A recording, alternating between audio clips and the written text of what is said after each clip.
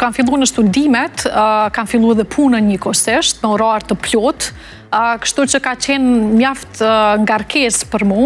si një vajzë e re, po kur je re ke energji të jashtëzakonshme dhe imrin të gjitha, kështu që krahas punës edhe studimeve, kam arrit natyrisht me shiju dhe jetën me shoqni, kështu që nuk mund të ankohem ose veç të distancohem të them që kam qenë vetëm vajzë e librave për faktin që edhe kam punu me orar të plot, kështu që ka qenë një jetë mos të me plot kuptimin e fjalës si studente, sepse kam punu në vazhdimsi, po e kam menaxhu mjaft mirë. A ke ndonjë moment në këto 16 vite karrierë që ti je krenare për punën tënde? Në vazhdimsi, sidomos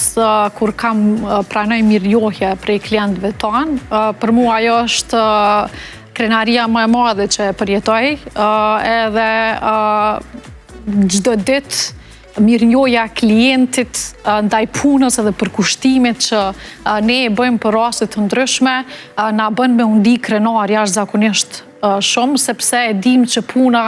pa marrë parasysh stresit, lodhjes, ngarkesave, përgjegjësisë së madhe, në fund krejt puna, angazhimi, për kushtimi, për rast caktum ja ka vlejt, edhe ndihemi shumë krenar. E cila ka qenë sfida më e madhe, ndoshta? Çdo ditë kemi sfida.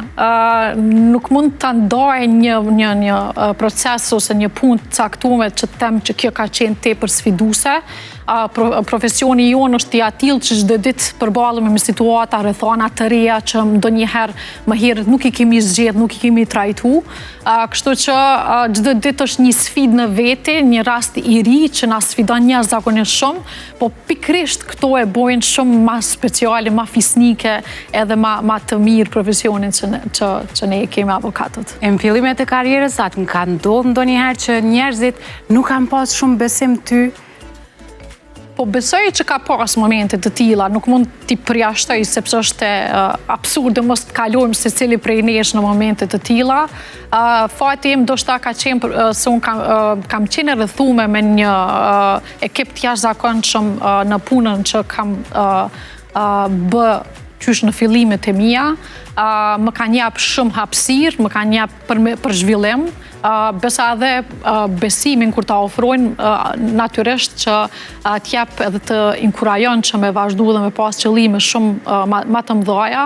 Ja të kujtohet rasti i parë që e ke mbrojt? Rasti i parë që e kam mbrojt, nuk po më kujtohet sakt, po sigurisht ka qenë unë para se të bëhem avokate, kam përfaqësu një kompani që kam qenë pjesë e zyrës ligjore, kështu që padyshim të gjitha lëndët e asaj kompanie ne kemi përfaqësu si zyre ligjore dhe kryesisht kemi pas sukses, sepse kemi qenë ekip i jashtëzakonshëm, kështu që po besoj që njëra prej tyre ka qenë. E cila kish me qenë këshilla jote ose 3 rregullat e arta që ti ndoshta don mi shpalo sot për ato vajza që kanë të njëjtën synim, me të njëjtën karrierë? Që fillimisht mos të kem barriera, mos t'i